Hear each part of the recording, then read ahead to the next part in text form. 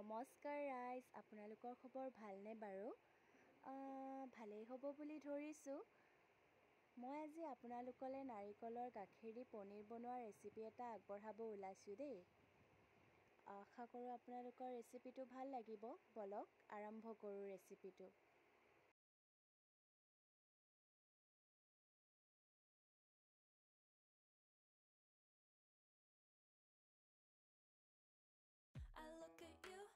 প্ৰথমে দুটা আলু বইল কৰি ল'ম।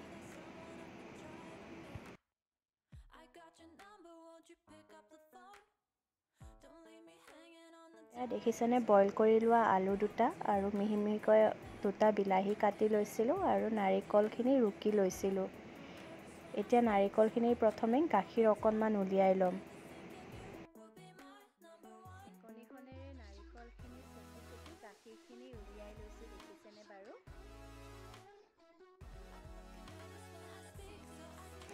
এতিয়া প্ৰথমে ৰিফাইন অইলখিনিত পনীৰখিনি প্ৰথমতে ফ্ৰাই কৰি ল'ম।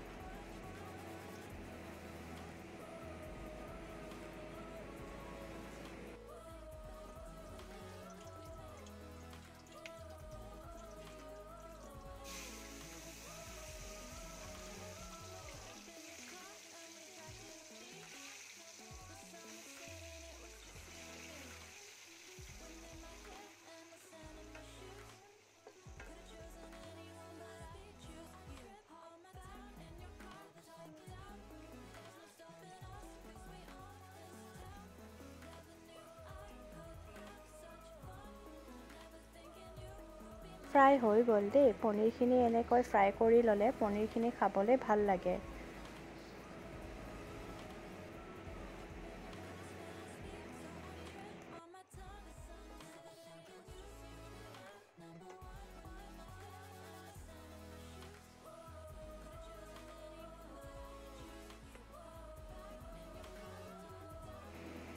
এতিয়া দেখিছেনে ৰৈ যোৱা ৰিফাইন অইলখিনিত অকণমান চেনি দিলোঁ, তাৰপিছত গোটা জিৰা আৰু দালচেনি অকণমান দিম আৰু 3টা সৰু শুকান জলকীয়া দিম।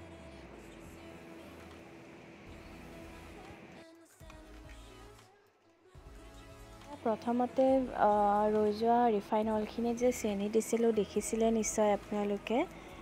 চেনি দিলে আঞ্জাখন খাবলৈ ভাল লাগে আৰু মোৰ বৰ ভাল লাগে, মিঠা মিঠা লাগে যে অকণমান। এতিয়া মিহি মিহিকৈ কাটি থোৱা বিলাহীখিনি দিছোঁ। বিলাহীখিনি যেতিয়ালৈ গলি নাযায় তেতিয়ালৈ ফ্ৰাই কৰি ল'ম।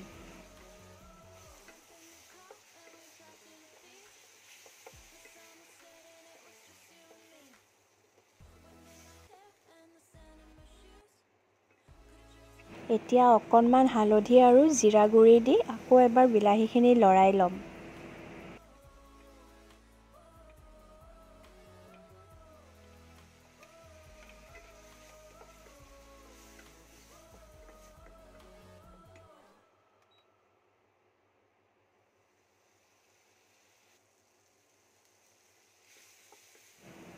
বিলাহীখিনি ভালদৰে মিহলি হোৱাৰ পিছত ইয়াত বইল কৰি থোৱা আলুখিনি ইয়াত মিক্স কৰি ল'ম।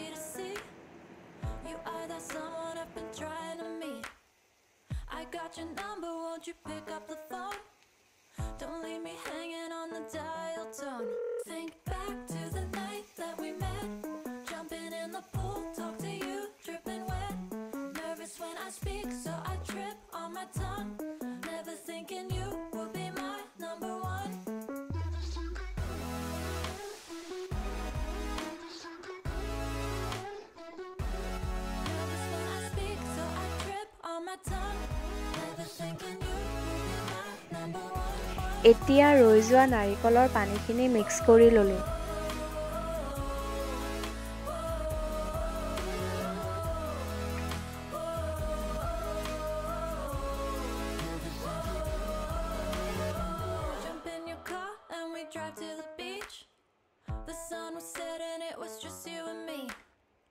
নাৰিকলৰ গাখীৰখিনি ইয়াতে মিক্স কৰি দিম দেই।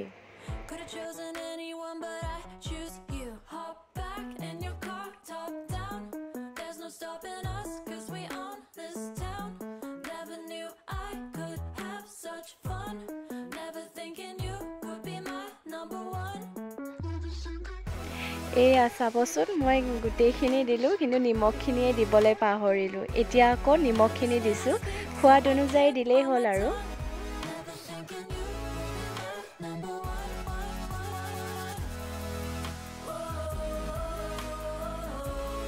আঞ্জাখন উতলাৰ পিছত ইয়াত পনীৰখিনি মিক্স কৰি দিব লাগিব আৰু অকণমান শেষত গৰম মছলা এড কৰি দিলে হয়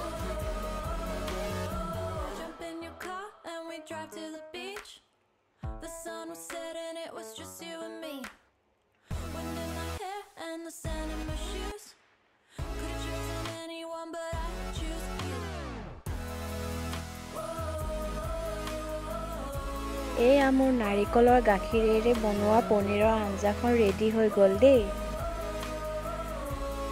ভিডিঅ'টো ভাল লাগিলে লাইক এণ্ড শ্বেয়াৰ কৰি দিব আৰু ছাবস্ক্ৰাইব কৰিবলৈ নাপাহৰিব দেই